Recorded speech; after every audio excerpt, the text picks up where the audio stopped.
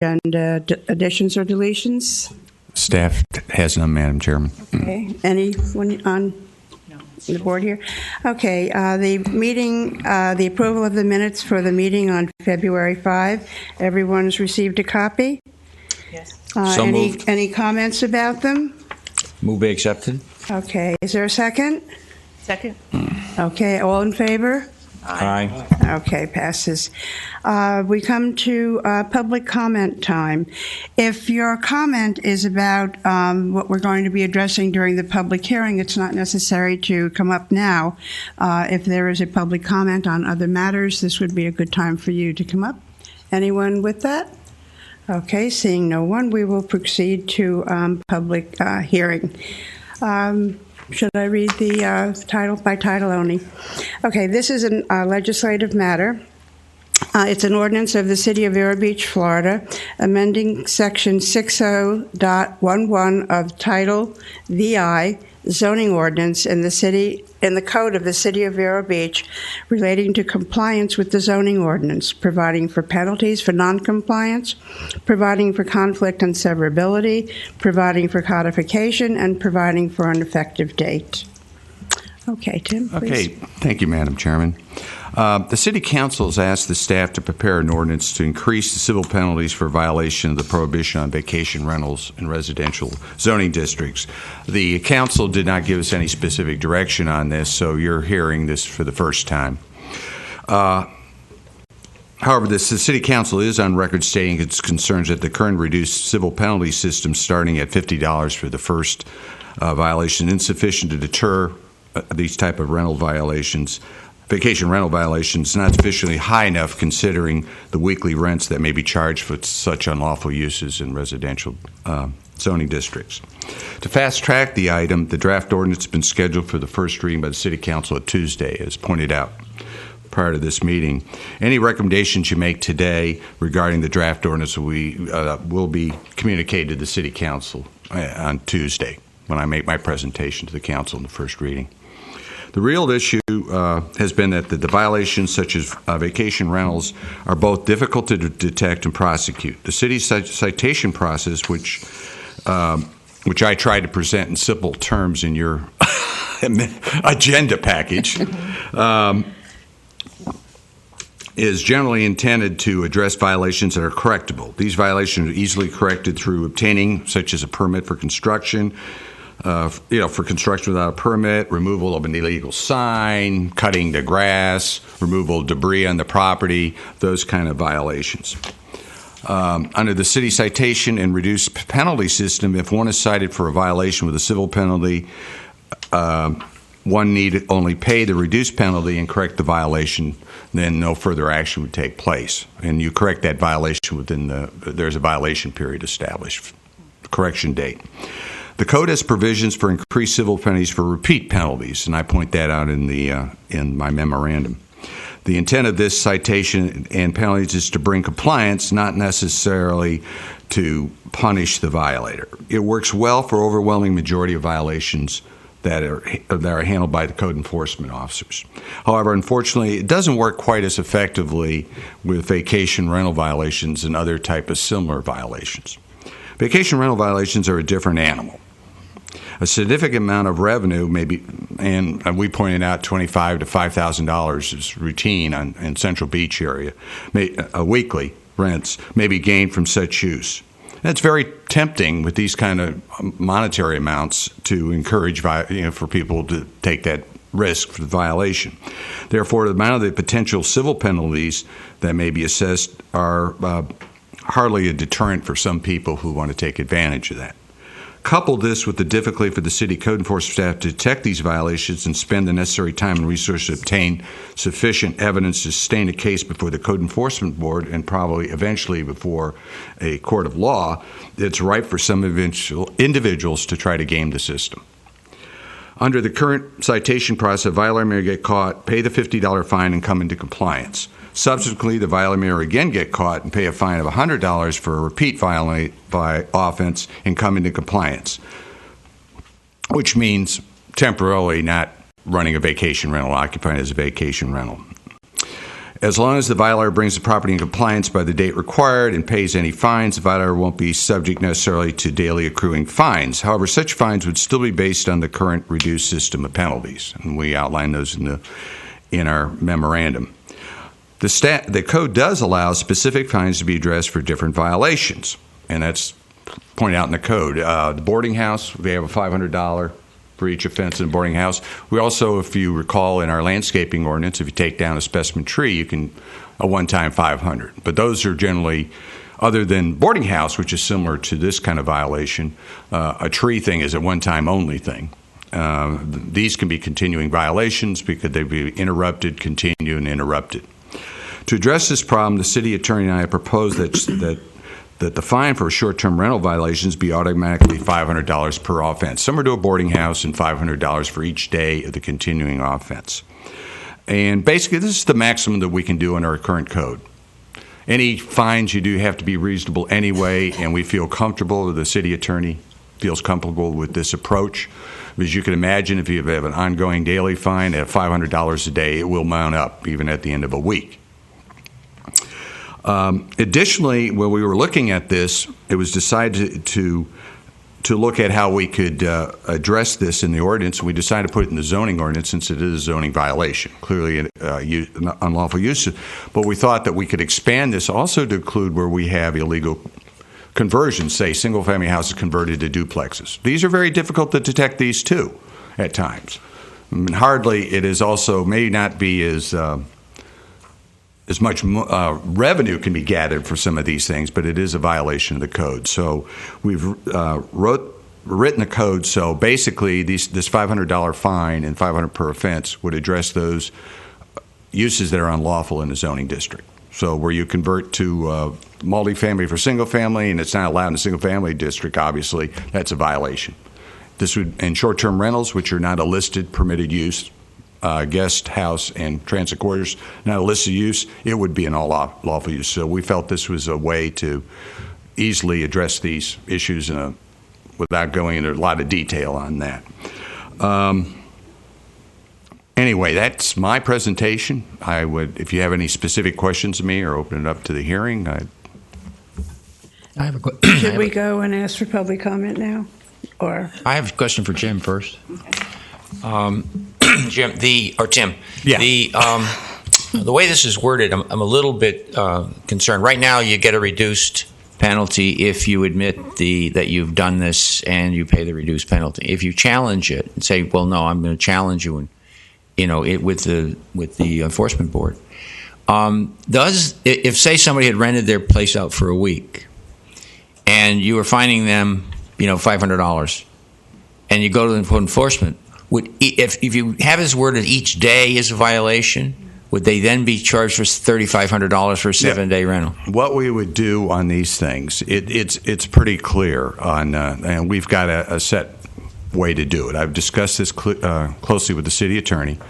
We do warning citations right now. This process may change, but right now we do warning citations, which is a fair thing to do. If you become, and most of the time in these warning citations, these people are going to change their advertising and do this and talk to us and all that. And at that end of the warning period, if it's apparent that they changed the advertising and there isn't anything going on at the place, we keep the case open where it closed, but we continue. We have an address we're looking at. Other situations where they haven't changed the advertising. But apparently they're in compliance as far as we can tell. We keep the case open. Once we've determined after you had a warning, you're going to get a violation. That'll be the penalty. In this case, you would have a $500 penalty. But right now it would be a $50, okay, once we change the code. What we've done then, we would charge them. If you don't come in compliance in that end of that period, you still have a shot. Then the staff is still monitoring. We have several of those. They're monitoring the situation. We'll bring that to the Code Enforcement Board. They have the authority then to add those continuing days under that situation. The way we have it worked now, if you're caught the second time around, a repeat violation, you have to immediately cease. So that means you're going to have a continuing violation be brought to it goes to the Code Enforcement Board then. And that's where the appellant they can appeal it and can discuss their personal situation or whatever they want to, and then the Code Enforcement Board does that. So that's basically how it works. And so the $500 fee, we think, would be a significant enough deterrent for people that, especially when it starts running up per day. It shows that the city is serious about this. And is there a max on that? Is there a yes, cap? you can't. And I explained in the memo. Right now, I think if you're up to the third violation, it could be $250 a day. You could double it if there's a repeat violation. Well, you can't double 500 because the max we can do in our code is $500 a day anyway. Okay, but it could be $500 a day for a week or whatever. So you even could a do month, several thousand, or a month, 2 months, 2 weeks. Right. Most likely, we're into that kind of thing. We're going to be in court. There isn't going to be any. This isn't like where we have people don't cut their grass for 50 days and we're rolling up thousands. This will be significant, and I can tell you, very likely we're going to be heading to court anyway. We've got a bunch of attorneys involved, and so. But, who don't want to see this pass, or? Well, no, that isn't it. My feeling, they're trying to protect the rights of their clients for their property that they've rented out to do this, and they want to. They'll probably challenge it. I mean, that's there's a lot of money, and when you up the ante, it ups the stakes involved. So, but then again, it's a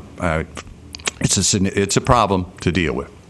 And if I just might add one thing, I think a month ago we discussed the state of the legislature up in Tallahassee this year. There are several bills pending, and I think the sharks are circling the water. There's a lot of interesting things going on in the state level, and that makes it a little bit more unsettled at our local level, too, as we try to defend our ordinance in our 30 days. And we've talked to several people, and we know those were. They've been forthcoming on some of them, so I know the dates that they're going to do vacation rentals, and they're going to get cited. They've been told that, and they know, that's the kind of situation they're in. Others we get people that lie to us, makes it more difficult. And as I explained to you all, how many times I've probably said this is I did this for 10 years in the Keys, and we had a very extensive effort to do this. I'm not really certain that the vacation rental issue inside the city limits is significant, as numbers up there, but we're continuing to do. We're up to around 28. I forgot how many. 3 were dismissed just because they were commercial properties. So, but the staff is working on each one as they come up, and as we discover them.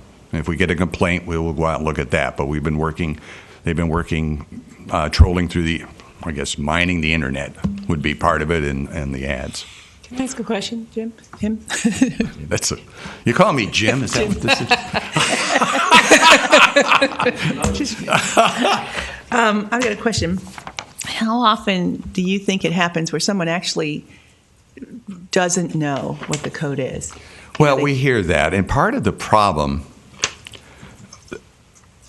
Let's put it this way. Ever since I've been here, we've done the enforcement, but we were only doing it on a complaint system. So it wasn't really. There wasn't a lot of that out there that people were doing the violations. But what happened when the code case with the Carrolls, a lot of people read certain publications and didn't quite get the whole picture, despite what the staff had told them. No, we felt the code was there. It was not challenged based on the fact that these provisions in our code dealing with vacation rentals, guest house, transit quarters, have been in the code. It was just not quite as transparent as when we tweaked the ordinance to make it that. But we've been clearly and consistently applying that when I first started here back in 2006. So we've had those provisions in the ordinance. We just were not actively enforcing them. We've been directed by council to proactively and comprehensively enforce it, and that's exactly what we're doing. Yeah. No, I meant if someone, say, comes from Cleveland, buys a house, decides they want to rent it out. Nobody's told them. They haven't done research. I can tell you we sent letters out to both the Chamber of Commerce and the Realtors Association, so they know. Explaining them again what the rules were, and telling them, if you got any questions, call the office. So we're trying to get the message out on that. But I agree, some of that is just what it is. And when the recession hit, that probably created more. There was a lot more incentive just because of people, dealing with mortgages and all that. I know how that is, and the temptation was there. But a lot of people since there wasn't really a lot of public knowledge of it, maybe a lot of people weren't aware that you couldn't do that.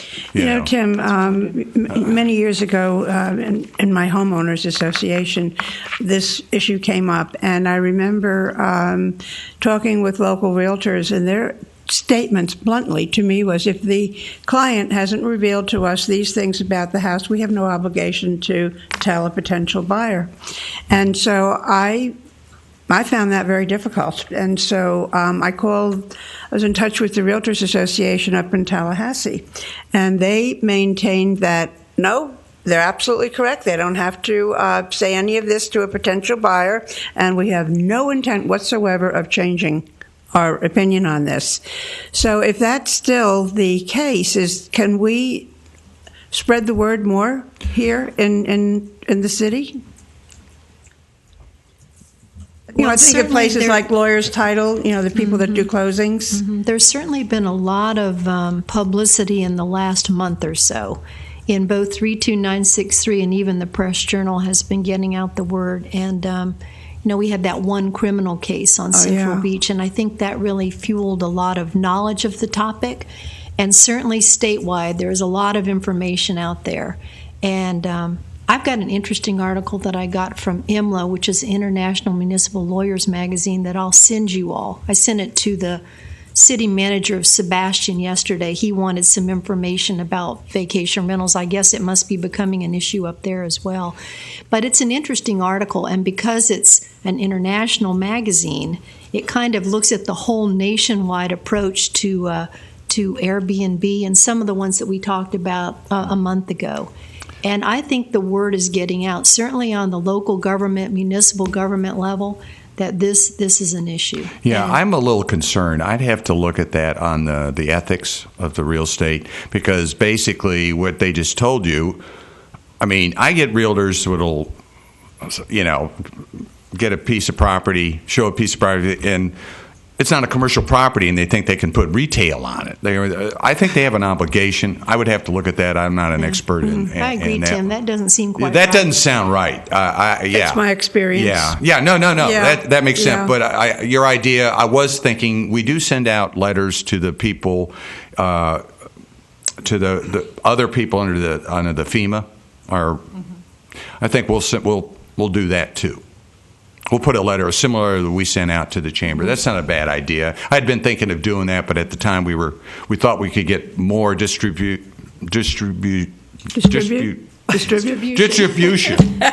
You know, you get old and your tongue slows up and everything else slows up.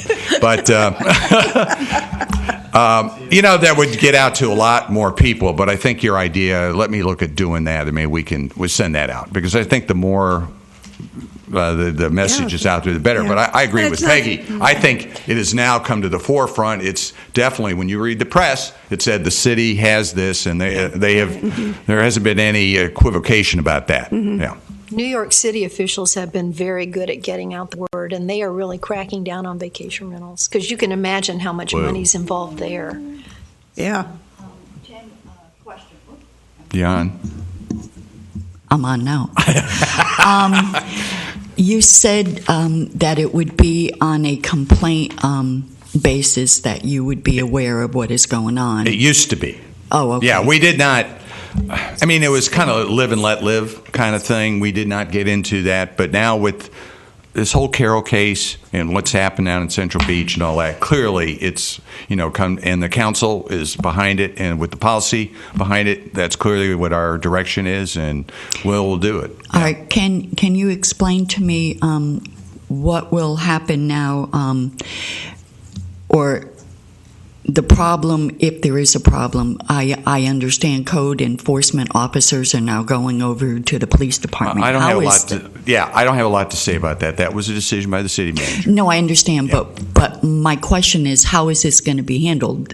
Well, no, it will follow that. Obviously, as planning director, I have responsibility to enforce the land development. So we'll have good coordination. I mean, we'll have to work it out. Right. I mean, we've worked with the police on a lot of different things where we're shutting down, you know, getting vagrants out and squatters and all that. So it's that kind of thing. So we have a good relationship, and it's probably going to be a little more difficult for the staff to working between the two. But I mean, it'll be worked out. It'll be a transition period. So just say a citizen has a complaint. Do they call you or do they call the police department? Well, they're going to set it up. We don't have that done yet, but you'll be going through the police department. But certainly, if somebody doesn't, it'll be all set up on both the internet and you'll probably be able to call the same number. We've been talking about it. You're getting into details of the transition that it would automatically go to the police. I think they want to work it through their system, which is fine. So. Right. Yeah, I think Tim's right. It's going to be an interdepartmental approach, kind of similar to the pill mill and even the marijuana issues where there were planning things involved and also police involved, and it's always worked really well. Yeah, so. It'll work. The thing is that about 80 to 90% of the cases are all land use cases. So it's, so you have to take that. So it's going to be a learning experience. But, we're going to work it out. That's what the manager would like us to do, and we'll do it. That brings up the subject of the implementation of the code. Once this resolution goes, do we have any part of that? I mean, because there's so many ifs, ands, and buts involved in it. How do you take a complaint? When is it issued? When is it response time? What if you can't reach the owner? What if? That's all done by staff. We have a protocol. It's all done. It all follows due process. And I can tell you, we've done very well when you look at our code enforcement statistics statewide. We're in a benchmark system. I was hoping we do very well. Great. I mean, we have two excellent officers. So the police department is lucky to get these people, and so we have two hardworking people, So I'm just saying that it's all been worked out, and the thing is, if we get into any gray area about whether it's legal to do something, either they talk to city attorney's office, or they'll talk to me. I mean, I've done quite a bit in the Keys when I had that under me to do that. So we don't really concern ourselves with the implementation. No, that's not really kind of outside your area, but you can ask questions about it. Okay. Yeah, it's all under, a lot of that's the protocol and the due process, but a lot if you read Chapter 2 and the code enforcement thing, it's a difficult read. That's why I said I gave you a primer on it. Yeah. The best I could do. Okay, any other questions of Tim here right now? Okay, we invite public comment, please. If you would give your name and address, please. I'm David Hunter from 3702 Eagle Drive in Central Beach. And if I could ask the committee's indulgence for a moment, I received a copy of comments from Mr. Jim Shea, who was also in Central Beach and wanted to be here at the meeting today to give his own remarks, but his wife had to go to the hospital, and so he was unable to come today. But he gave me this remark, and I'll submit it to you as part of the public record. But in the meantime, I'd like to just draw a couple of comments from what he gave as an introduction from Mr. Shea. By the way, Mr. Shea was a lieutenant in the fire department up in New York or New Jersey, so he has a lot of experience as a government public service worker. And I think that should weigh some additional relevance to what he has to say. This is from Mr. Shea. I'm Jim Shea. My address is 3526 Mockingbird Drive, Vero Beach, Florida. He says, I would like to thank Mr. McGarry and his understaffed department for the substantial increase in code enforcement regarding the short-term rental crisis we are currently facing. Secondly, I hope the increase in fines for violations discussed last month will be addressed and put into effect as soon as possible. I endorse and support any help our police chief may provide. He mentions that it might be transferred to the police. Our code enforcement department under Mr. McGarry does not have adequate staff to properly monitor these violations in addition to performing normal code enforcement duties. And the presence of an officer in uniform cannot be underestimated, assuming that there may be some piggybacking of those two functions. He says, I'd like to suggest that if a licensed realtor turns out to be a repeat violator, that the council may want to make provisions to bar such scofflaws from conducting business in the city. So anyway, those are a few of the items that he's remarked on. May I just ask a question? Yes. Could we legally do something like that? Well, under No, the, I don't think so. yeah, under the citation process, it's got to be linked to the property, people with vested in the property. So I've talked to Wayne about that, because that's come up a couple times. So whether there's some other thing that can be done, I agree with Peggy. We'd have to look at that, and I'm not. If I could, There may be a complaint system like the Yeah. Florida Bar for the To call realtors. I DPR. don't know. I just have never looked into that. well, and the question here is, Yeah. is if, I'm still staying on Mr. Shea's remarks, that the realtors are engaged in this as collaborators with the short-term rental owners. Many times the owners are living up in New Jersey or Michigan or someplace like that. They buy a property and they turn it over to the realtor, and the realtor is the one who's actually running the business on their behalf. And I know for a fact, example, Bill Waterman, I've mentioned this, I gave evidence about him at the last city council meeting. If you go back to the public records, you can see Mr. Waterman's business activity in this regard.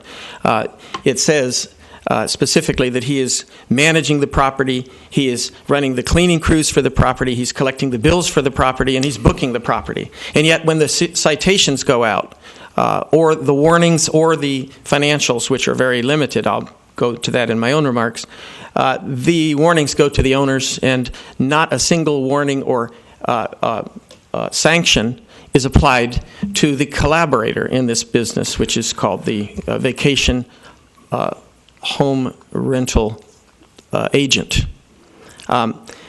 So I think that there should be some efforts made to identify these people and to notify them that they're conducting illegal activity and that they should cease and desist, and that there should be some measure of financial penalty or licensing revocation involved if they are conducting this. It's very...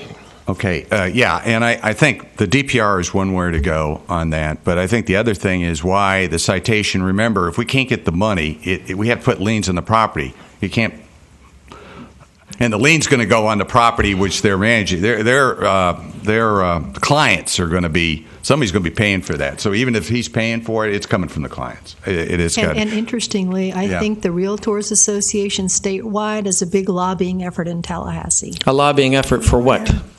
Their interest. For vacation rentals. For vacation It's rentals. a great source of income to realtors. It is. And that's why they, they want to do it. And it's not ethically, if you can't get the Realty Association to understand that their members are violating local ordinances and they're not finding any penalty for that, there's got to be some way we can we can put some sort of a pressure on them. As I said, I will, Wayne and I won't get right. We'll look into it. But that was Wayne's response to me when we talked about it when that issue came up. But certainly the DPR and a few other things. And as I said, I think that's an ethical violation that they could, if they're... Well, yeah, there was. I was a licensed realtor up in Connecticut, and I'm astounded by the fact that this is not considered an ethical violation here in Florida. We were required, even if the owner of the property didn't tell us, if there was ever a death in a house, or a murder in a house, we had to tell them. Any potential buyer, and that anything we knew about that property, we were obligated by ethical considerations to notify any potential buyer. Because I've had a couple of attorneys call me and said, we want to be sure we have this right so I can tell my clients when they're or attorneys or realtors to say, because I don't want them to invest in a property they think that they can do this. So we've had some response to that. Mm-hmm. So some realtors. And some of the problem majority. might just be the unsettled nature of the law statewide and nationwide. Yeah. Well, the law in Vero Beach is very clear. Yes, I don't think that we need to debate the law in other parts of the country. In fact, if we were to spread that out, we'd be debating why code enforcement here is not applying laws that are effective in other parts of the country. On the realtors issue, though, which is a very valid point, because they are contributing both by running websites and by conducting the commercial activity in these residential areas. And that's what it is. It's commercial activity. They are also in violation of state law by not having obtained vacation rental lodging licenses. Those are something the state requires. And it ought to be a a requirement of any vacation rental real estate agency to confirm that the properties that they have, that they are listing, are complying with state law by having a vacation rental license in hand. That would and that's something that the city ought to be able to obtain. There should be some way of verification. The Carrolls, for example, they operated for a year and a half and getting citations and fighting the city and so forth, and it turns out they didn't even have a vacation rental license from the state. And Mr. Carroll said, "Oh, I didn't know I needed one." Well, that's like saying I've been driving a car for a year and a half and I didn't know I needed a driver's license. Yeah, we do get that. We go on the internet and get that. It's not as easy to go through it because you have these realtors who are brokers and they have license for multiple places, and doesn't give you all the addresses right on it. So, but that is a source. I just want you to be aware that in the legislature we have one of the anointed people are going to make sure that they don't have to get a license for there vacation is one bill rentals. pending. So that'll make it even better. Yeah, it does away with the requirement for a state license. Yeah. For Oh, you mean there's a bill pending? Yes, Yes. sir. Oh, yeah. Okay, well then Now you know what we're fighting Well, here. if there's a bill pending, then maybe the media. You mentioned the Press Journal and the 32963. As a matter of fact, I'm very well aware of those papers, and I think that they and others might want to publicize the fact that there is a bill pending that's going to further dismantle our protections against vacation rental invasions in this community and across the state. Yeah, there are three bills that I've seen. One that does what we were just talking about. One which is Representative Mayfield's bill along with Senator Altman, which gives back the 7 days that was offered last year, and then the third one, my preferable bill, returns it completely to local government to make the decision. So there are three pending right now. Okay, well, certainly if you had an opportunity to talk with the Press Journal or something and get information about that out, and if the Press Journal were interested in talking to the local community about their feelings on those pieces of legislation, that could be helpful. I do think the press is neutral on this issue. I think that they have been giving us in the stop vacation rentals side equal time. So I think that and the public clearly is strongly in favor of putting a brakes on these vacation rentals because of the damage that it does.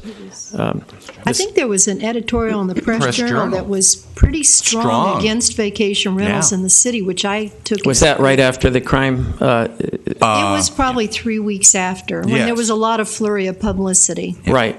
Well, the crime wave itself was one of the causes of the flurry of publicity, plus the fact that a number of citizens, including myself and Mr. Randy Pryor and others, Mr. Shea, who was not here today, we all attended the city council meeting carrying pitchforks and to Dr. let them know Conway, that. too, who's Pardon? been very Dr. Conway. And Dr. Conway, He of lives course, in South County. Conway is in an unfortunate situation because he's not protected by the City of Vero Beach ordinances. So he has been leading a charge in trying to get the county commission to revisit.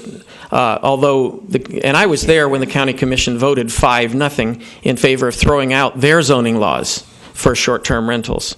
I was there, and the majority of the public that was speaking at that podium said they were not in favor of throwing those out, and it was a 5-0 vote to throw them out. So we've got political lobbyists working this issue for the vacation rental industry.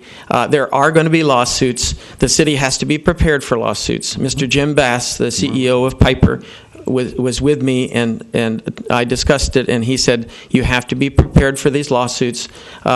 That's just part of the game, and have your evidence and facts in order. That's why what Mr. McGarry is doing in terms of having code enforcement gathering facts is important, and having solid cases so that they will stand up. We're all in favor of that.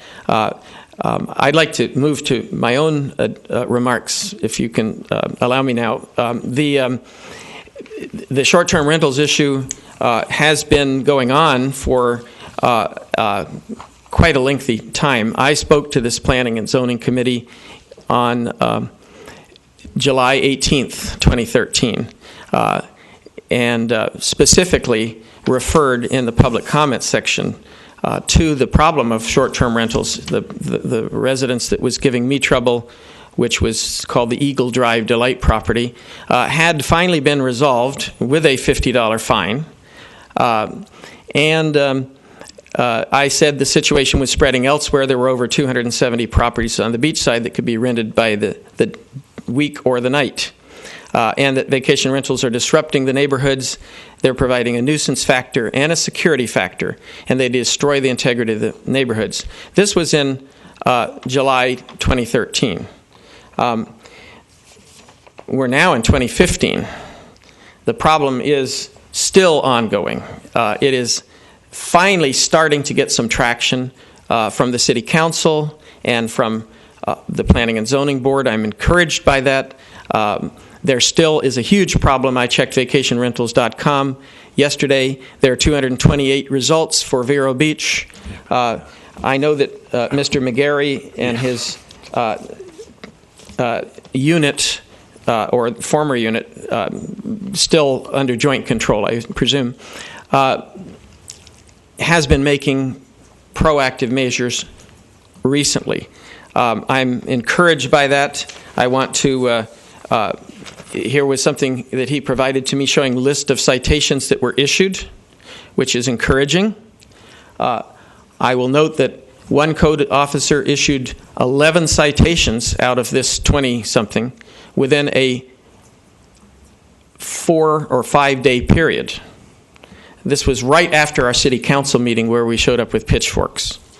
I'm joking about the pitchforks, of course. The point being, proactive does not mean when we are, as a city, in outrage over a crime wave caused by the failure to prevent vacation rentals in the first place. Proactive means developing a systematic approach to enforcement. Now, believe me, I'm not trying to criticize anyone. I want to encourage the ongoing current efforts, which have only just now begun. Mr. O'Connor did send a letter out following our City Council meeting of February 3rd. On the 4th of February, Mr. O'Connor sent a letter out to the executive officer of the Realtors Association of Indian River County, which specifically asked them to get the message out about we have an ordinance prohibiting short-term rentals and that you should pass that to your realtor community. That's proactive. That's an example of proactive. The citations that have been issued are proactive. We're starting to see some improvements. I went onto the website, and some of the properties have now changed their listings in the vacation rental websites to monthly, which is positive. The fact that the two officers have been transferred to the police department is, in my view, and in Mr. Shea's view, and in Mr. Jim Bass's view, and many others, a substantial improvement. It will allow for better coordination, a supervision, and stepped-up enforcement. In fact, the day after this happened, on the vacation rental property opposite me, I saw a police car come by and check the license tag of a vehicle parked out in front of the property. So what that says is that can augment the very limited code enforcement staff that we have. Code enforcement used to be under the police department, so it's not an unprecedented step. Code enforcement is under the police department in Jupiter and in the town of Palm Beach, and they work very efficiently there. So I think we're in a good standing in that we've already done that in our city and that it's done in other cities to good result. The staffing level is a problem. Code enforcement used to be a much larger organization and has been cut back and cut back. I know from Mr. O'Connor, with whom I've spoken about this, there's not a lot of money in the city for increasing staffing. So we need to do more with less. And we don't want to take away from other enforcement activities that are crucial that they're currently doing. That's also a problem. You've got two people for the whole city that are doing code enforcement, and that includes everything from cutting grass and all this other stuff Mr. McGarry mentioned, checking the leaving abandoned cars in the yard and all this sort of thing. Plus, areas such as the halfway houses that are opening up in parts of the community, group houses or rooming houses and illegal rooming houses that are operating in parts of the community. So they have a lot on their plate. So you need to, in my humble opinion, review the current staffing and the operations to be sure that they have the resources that they need. Mr. Shea mentioned in his letter that they are understaffed, and this is an important aspect. Perhaps the increase in fines that you're considering today would be applied to funding some additional officer. That might be a factor. If not, we need to investigate what is necessary. We don't want to have crime and illegal activity spreading in our community because we don't have an adequate amount of money. If you think of saving money, that crime in Dahlia that occurred with the Miami teenagers, that cost a lot of city police time to investigate. Chief Curry's staff had to go all the way to Miami to coordinate investigating and prosecuting those criminals. Now, how much time does that take? And how much money does that take? It would have been a lot smarter for us to spend some money on having some more code enforcement personnel in order to prevent these things from happening in the first place, prevent the opportunity for crime from happening in the first place. Lastly, I will mention that enforcement techniques are an important part of solving this problem. And that includes such things as regular enforcement. Mr. McGarry is quoted actually in a press several years ago regarding the Carroll case, saying he admits that the lack of regular enforcement is a weak point which undermines the case against the Carrolls. If you don't enforce on a regular basis, and if you do not enforce across the board instead of selectively, because the Carrolls were saying that the prosecution against them was a selective enforcement. I happen to know it was not a selective enforcement. I'm the one that filed the complaint on the Carrolls, and I filed it because it was improper for a city council member to be violating the city code. That's why I filed it. It was nothing to do with anything specific to Ms. Carroll. Any other city council member doing the same thing, I would have filed the same complaint. But the idea is that we need to expand on enforcement functions in general. I would like to see the city consider, as Mr. McGarry said, he has experience from the Keys, but perhaps that was 20 years ago, and that would be sting operations against the violators. The sting operation could be done very simply because these people are using this new technology called internet advertising.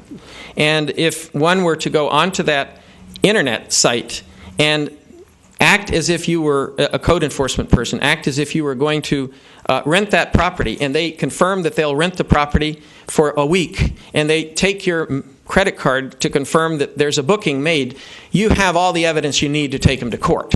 That would stand up in a court of law.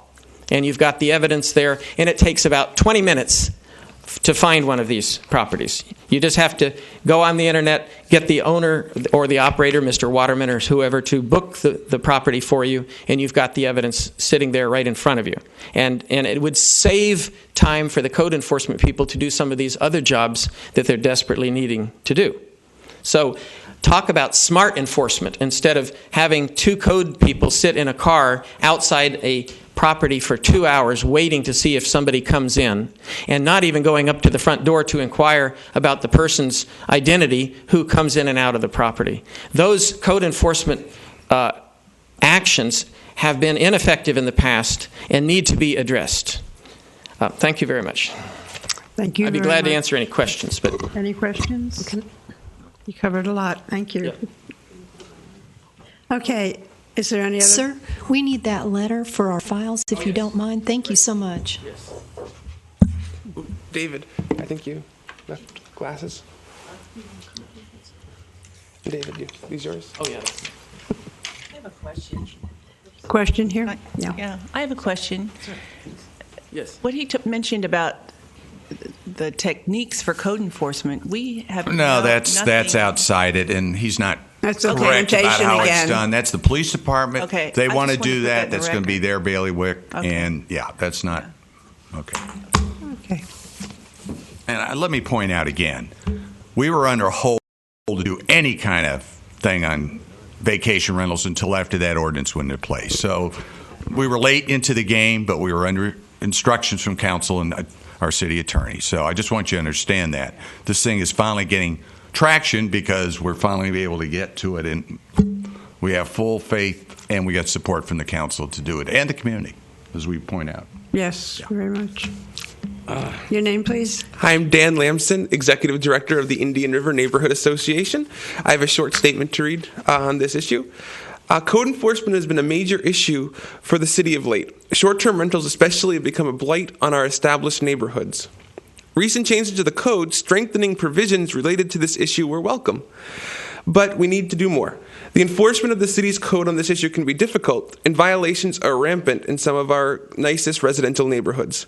People in the city are constantly talking about these problems and are hoping for a solution, and progress is being made. A rental for the day or the week does not belong in an established residential neighborhood. I think we can all agree on that.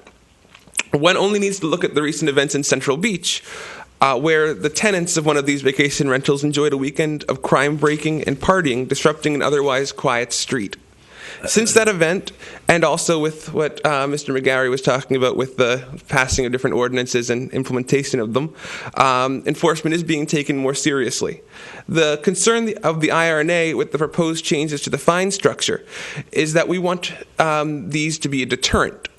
If I can rent my house for $2,000 a week, and the most I can be fined for that week is $500, then that would be nothing more than the cost of doing business.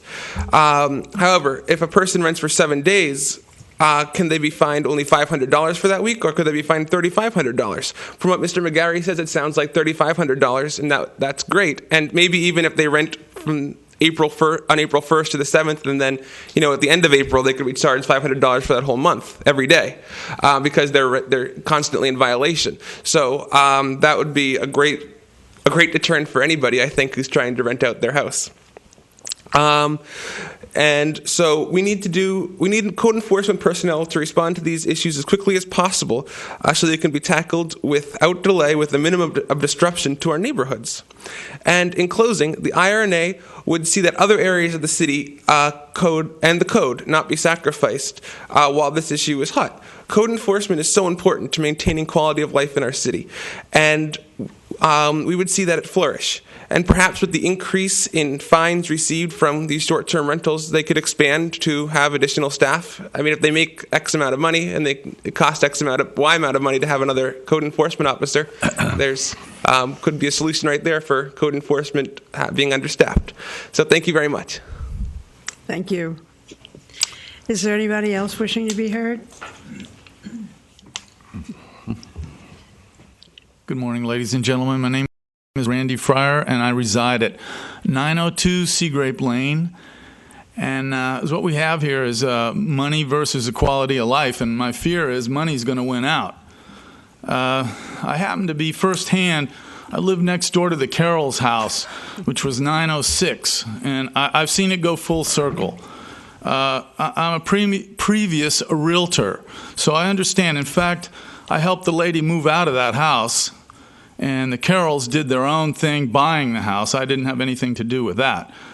But now, while I was there, cars were parked everywhere. There was, no concerns over the trash because you're only there for a week. So transient rentals aren't concerned with the city rules. They're there temporarily, and they have no concern for our community. Whereas, anything over 30 days is they're more into the community thing. They get more into the rules. And now it's fallen into the hands of a single-family renter. The house is well maintained. The trees are trimmed. They're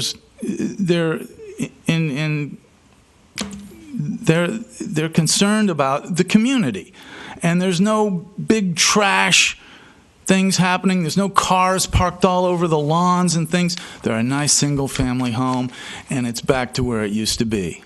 All right. And I can tell you, it's peaceful again, and we have the quality of life that we had before the Carols took it over. I hate to bring up just the Carols in this thing. Beating a dead horse, but anyway, thank you for your time. Thank you very much. Is there anyone else wishing to be heard? Okay. Mr. O'Connor, do you have any comments to add to what's going on? No, ma'am, other than we endorse the ordinance being passed and working with the city attorney's office. This appears to be the maximum amount that we can realistically charge for the violation. It gives us some flexibility there to do it. And I apologize for being late, but I had a business meeting to go to. As you know, we have transferred the code enforcement into the police department, which is going to give us a little more flexibility, I think, and hopefully we'll be able to monitor some of the websites in order to check these type of issues out, because we'll have more people in place to do that. Great. Now, again, I just really need to be clear on the fee. It's $500 a day. The second day is another $500. Third is another $500. Is that the way we're looking at it? And Tim? The way it's each offense, but remember there's a procedure. Yeah, right. But it will be, I can tell you, on some of these houses, it will happen that way. They won't come in compliance. Once they get into repeat violation, that's basically then they're going to be charged. They have to immediately cease and desist. That means they're going to be, that fine will go $500 each day. It will be brought to the code enforcement board. They're the ones that will do the assessment of the fine. And okay, the thing is, I sat through that code enforcement meeting, and it was a fiasco where they said our, codes were not clear. And then, of course, it went to court and on and on. That's why we're here today. But I want to see that this is absolutely not open to anybody's interpretation. Can we define our words? For instance, we use vacation rental a lot. What's a vacation rental? We know transient is 30. No, it is very clear. It's a guest house and transit quarters. That is our use. We use vacation rental because everybody understands that. But that's what it is. If you look in our zoning ordinance, the only place you see that is in commercial districts. That's why our ordinance is so strong. The big issue in our ordinance always had to do what length of period of time. That's why my opinion as planning director back before was that it had to be at least 30 days. Was it in the code? No, but we took the whole idea about being transit. Even when I went to the appeals court, they understood that. It wasn't any 11 months or all that. They understood it's a short period of time. You can go into the dictionary and you can see that. So that was the only thing, but it was very clear in the ordinance. That's why we believe our ordinance is very strong. The county did not have quite that in their ordinance, but we had that one. If we didn't have that use in there, we would have some problems trying to defend it. But we had that in there, and it's very clear if it's not listed use, it's unlawful use. So vacation rental is a broad concept. It's a broad concept. It's 30 days or less. 30 days or less. Yeah, and that's the state definition of that, and that's why it makes it easy to do. But we did, in our code, we don't use that term. Vacation rental. No, we use like transit occupancy. Because it's referenced throughout the back. I don't think that's an issue. That's not going to be an issue. Okay, and the other thing is, Code Enforcement Board will not make any interpretations any further. And also, if I could just note that in Florida statutes, honey, it's 509.242. Vacation rental is defined as also a transient public lodging establishment, and then in another section of the same statutory area, transient public lodging establishment is defined as less than 30 days or 1 calendar month. And that's why we use So if you're renting this, let's say, for 6 weeks, it's not a vacation rental? No. Right. You have to pay sales tax and bed tax. Anything under 6 months, you automatically pay bed tax and all that. We And- don't need those definitions in our code. No, Okay. we're fine. I just want to, We're don't want to We've run used into the same transient- problem. We've used transient for years in Yeah. our code.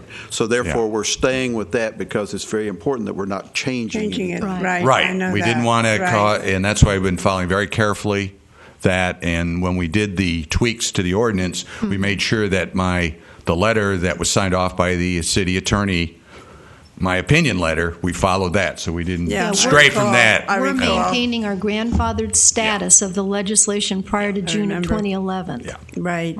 So Yeah, that's But if- to our benefit. But, just going back to the $500 fine and how it's defined, and that's the part that I see as a little bit of a slippery slope. But I think here. the other thing I want to explain to you, remember, when we talk about bringing money in, it doesn't necessarily mean bringing money in. Most of these fines, if they don't pay them, there are liens on property. Yeah. And liens on property go forever. So these aren't like people paying a lot of cash up front. Yeah, the $50 and that are easy. You start getting into these big numbers, it may be, there are going to be some. That's why I say the legal stakes. Unless of course, we take it to court Right. and go for a foreclosure, which Right. by Which law we we can, yes. We can. So we probably will pursue that because if it's a $500 a day fine, somebody owes us $50,000. Yeah. In my opinion, it's worth going to court and collecting that money. But still, we're subordinate lien. That's right. So- We are subordinate. Yeah, so there are And complications. in every case, then, we are going after the owner of the property who is doing the rental. We're not going after the person who is doing the renting. Oh, you mean the people coming down from Massachusetts? Right, and No. that's a big party I mean, week. we could do that, but You're not looking do to you evict really? them in any way. I mean, that's going to be up to the police department there to do that. I think That's, again, implementation. Yeah, I think that's not really sending the right message. A lot of those people don't know they're violating the law, Yeah, and I'm yeah. not. This is not. I mean, I know there's some implication for this, but we're not talking about a big crime these people are committing. They're doing, they want to go on vacation, have a wedding. They don't know this. Yeah. It's the property owner that's. Mr. So O'Connor, when there's a citation, Yeah. and the code enforcement board, do the owners, the people who are renting, are they implied in any way in this? Do they become aware that they're renting illegally? Well, or- as we were talking, as we get into bringing these code cases forward, we need to have sufficient evidence, and just advertising is not sufficient evidence. Okay, is? it's a probable cause, so we're going to put you on our radar. But most likely in these cases, we talked to my code people, they're going to be knocking on the door, just like the Carroll's case. They interviewed those people and they admitted where they were from and all that. That was clear. So Okay. they're going to know that. Yeah. But I mean, and we're posting these. We've been posting warnings and are being posted. Our problem is we're not getting service. Meaning, if you don't get service, you got a problem bringing something forward. So we found after the warnings, we're having to post the property, and guess who's there? And they come out. Oh, they find out real quickly that there's a problem. So, Hopefully, with the police enforcement Yes. behind them, will help. Mr. O'Connor, again, my concern is Joe Public does not know that now code enforcement is turned over to the police department. Do they call the police department for code They enforcement? can call either Tim or the police department. So Eventually, they Right. could still call right. Tim's Everything will be department. seamless Okay. eventually. We're in a transition, but certainly they can call me. I mean, All right. now. That's- Or even after that, because I a still lot have of people responsibilities. don't get the newspaper and read up on what is going on Right. as far as that goes. Yeah, the departments will be interchangeable Yeah. for Thank a you. long time to come. As a matter of fact, the code enforcement will still have to use Tim for the definitions and interpretations of the Okay. code itself in order to make that happen. But we don't anticipate any issues there. Okay. But it just gives more flexibility. As we get into things like compliance agreements where we're dealing with development, and I'll be having to still sign off on those because they get real complicated on what kind of permits are needed, time frames, and all that. So as I said, as Mr. O'Connor's pointing out, this is going to, it'll be a transition. We get it all working, and we have a great relationship with the police department. My code people have worked very closely with them, so I think it's going to work fine. And I think the additional assets will be certainly a big benefit. Well, I know when this. I had my vacation rental, of course, it was 30 days. I had my tax license. I paid transient tax. That's what you have to do. Yes. But we still had complaints because Joe Public was not aware that at that point I had all my ducks in a row. And I know Tim received several complaints about my place, but it was legal. Thank God it's sold now, and I don't such a have to worry lightning about it. rod. Tell me about it.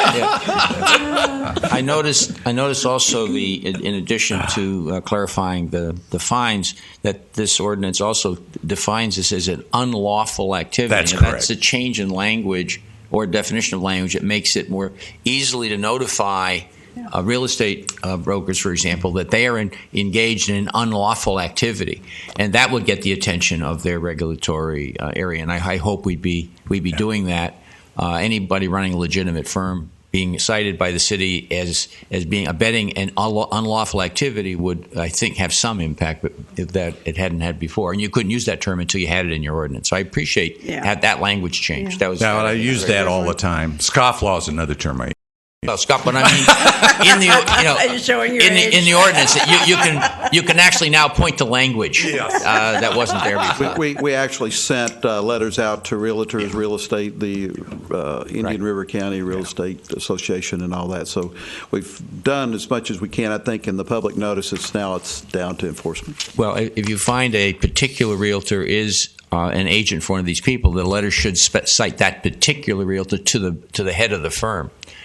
Because sometimes these are individuals that are independent contractors, and the firm head needs to know that they are supporting a person who is engaged in unlawful activity. That might be helpful. Another question came up from the public when you weren't here, Jim, about the if we do increase enforcement, and we do have a significant increase in revenue to the city from the increase in fines that we might be imposing, could that money, in terms of a budgeting structure, be looked at improving the budgets of code enforcement? First of all, I don't anticipate that we're going to get this big influx. I understand that. No, I understand. But if you did get one, the answer is it goes into general fund. Right, I understand. And I've had discussions with others, Don. The fact of the matter is, when we get into budget, do you want more lifeguards? Do you want more policemen? Do you want more code enforcement? Do you want better recreation? Do you want Leisure Square improved? Do you want Humberson Park improved? And those type of debates would have to take place. I realize right now in this particular room, this is the number one item. But I will tell you, when you get the lifeguards standing in front of you and the businesses on the Ocean Drive standing in front of you, we seem to shift and move a lot. And Linda's been experienced that shifting and moving quite a bit.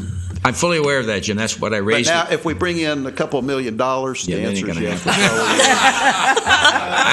I just wanted to raise it because members of the public had raised it before you were here, and I wanted to make sure they got an answer in terms of how that process works rather than coming from us. So that's the only reason I raised it. My worst fear is that we have to foreclose on $1 million house, and then the city gets into the real estate business again, and trust me, we are not very good at that business. Because we'll get it for $1 million and sell it for $500,000, and we're down $500,000. So that's the way it works. That's the way it works. That's why the first people that go bankrupt in a recession of real property values are real estate agents, because they're the ones that have bought all the property on spec and they lose money. So I have a lot of friends that went bankrupt because of the. Well, whenever I need to make ourselves feel better, I call poor St. Lucie and talk to Jeff down there. Right. And his debt service is considerably higher than ours. So. I'm sure. Well. Along those lines, I think everyone agrees that, a financial penalty is really going to be noticed by the violator. Is there a way we can tack on an administrative fee or something? Oh, that's done if they go to the code board. Right. I didn't go into all that detail, but when they go to the code board, and I've instructed this code and staff to really, every time they go out on a property, keep the time on everything, because we get these ongoing with the violations, it's going to rack up the amount of fees. We don't need to include that in. No, this is all covered in. Okay. Yeah, we aren't showing you everything. It's all in the code. When you get in the code section of the As I Okay. said, it's wonderful reading at night for you. It'll get into that. Yeah. I have other things that keep me up at night. But the administrative fees are relatively small compared to the overall fine. Yeah. If you go to Code Enforcement Board, they always say, $3,000 plus $56.72 or something. Yeah, I've tried to make sure we cover the costs, and even when I'm involved in it, which is I'd like to certainly more. I'd like to make a comment. Yeah. I appreciate the Indian River Neighborhood Association being here and addressing us today. I think that this problem starts at the grassroots of the neighborhoods and property owners, and until there are reports made to code enforcement, nothing is going to be done. So I think engaging the public, whether it be expanding the neighborhood associations through a neighborhood watch program in order to see the violations when they occur, not hear about them after they've been cured, would be important. In that regard, of course, the media would then climb on board, I believe. And I'm not suggesting vigilante overview from the public, but I do think that associations, be it property owners associations as well as the Indian River Neighborhood Association, recruit and promote within their memberships that they address this problem publicly and that they report violations. People are not inclined to ruffle feathers. They don't want this neighbor or that neighbor to be looking in their windows looking for violations. But I think a community effort is what's going to solve this. It can't be just money issues. It can't be the total responsibility of code enforcement or the police department or the planning department or city council. It has to be us as a community. And I thank the Indian River Neighborhood Association for addressing us. That's another dimension the police department brings to the table. They have neighborhood crime watch, and so this can be covered in their meetings. And we have at least one very large one on the beach side, which is where a lot of this issue is taking place in Central Beach. And so it will be a point of conversation at those type of meetings as well. Well, based on the conversation, I think this is an ordinance that is very, very positive in its movement toward solving this particular problem. And unless there's further, I would like to make a motion that we adopt to forward this motion with a recommendation to the City Council for adoption. And if the chairman could just close the public hearing. Yeah. Fine. Okay. Is there any? Well, I was waiting for that, but I figured I'd Is there get any it. further? Yeah. Go ahead, please. Just like to make a quick comment about the realtors that are doing this. You need to bring it to the board, the Department of Business and Professional Regulation out of Orlando, and they would see if there's probable cause, and at that point, it's up to them to maintain. It's not up to the City of Vero Beach, but that would be a way to go. All right, thank you. You're referring to an ethics complaint. Yeah, well, renting. Up to the podium, please. These realtors that are making a business out of renting short term. They're in violation. That would be according to the code of the jurisdiction, because they can do it in the county, but they can't do it in Vero Beach. Correct. Yeah. It's just in the city. Yeah. Just in the city. County, okay. I was there at that meeting when all 5 threw the citizens under the bus, and they listened to a little realtor that had about 14 rentals in Sebastian, and now look what's happening. There seems to be no foresight. Yeah. Of course, a lot of this is going to hinge on what the legislature does this year now. So we need to be alert to what's going on. Money's going to win out, I'm afraid. Usually. Thank you. Thank you, Mr. Fryer. Okay, any further comment from the public? Thank you. I'll close the public hearing right now. And Mr. Croteau, you had a Yes, I'd like to motion. move that we send this proposed ordinance forward to the City Council with our endorsement for their approval. Okay, is there a second? I second. Second. Any further conversation? Okay, I do note that the backup that I received didn't include there was a strike-through. That was an error, so you Right. had to go online to look at the Oh, I'm correct sorry. ordinance. Okay, and that's right. We were doing it back and Yeah. forth with Wayne, I forgot to take out that. I should have the strikeout should have been there. It didn't make The any word sense if you didn't have that strikeout. On page 2, the word Yeah. accept needed Yeah, to have a line exactly. through it. Okay. Okay, so that's what we're doing is the code that is online. Okay, do we have an individual vote on this? Okay, everyone in favor, please say aye. Aye. Opposed? Passes 4-0. Thank you very much. He voted. Oh, my apology. 5-0. 5-0. Okay. I'm looking at this empty chair here. Okay. Next week's meeting is at 1:30. Okay, Hey, we're still going here. yes, we have not adjourned. Will there be a meeting next week? There will. We have a meeting next week. Yeah. And I've got there's 3 hearings involved, so Yeah, it's gonna, that and was we're still posted. working on the draft report. So Okay, that was posted in the paper on March 5. Right. I got a and copy we'll of have a that. meeting we're definitely going to have a meeting in the first week in April too. So you've Okay. got meetings coming up. Okay. Okay, very good. Any other planning department matters? That's it. No? No further report on the mailboxes? The beach? Oh, no, we've moved it. Oh, they're done. Okay, Yeah, that's they moved over there. I hope you're okay with that. We haven't. Okay. okay. And was there as far as the parking on the beach? Is that kind of? Well, they're still working. We have another parking committee coming up. So the manager and there's several of us involved in that committee working on Still working solutions on it. on there, and they're still working with the employers. Is there good participation by the business owners? Yes, I mean Great. particularly they're looking at the major ones, but they're also dealing with the smaller retail and all that. So Great. Yeah. That's good news. Yeah. Okay, any board members with matters to bring up? No. Okay, then we're adjourned. Thank you very much. Hey, thank you.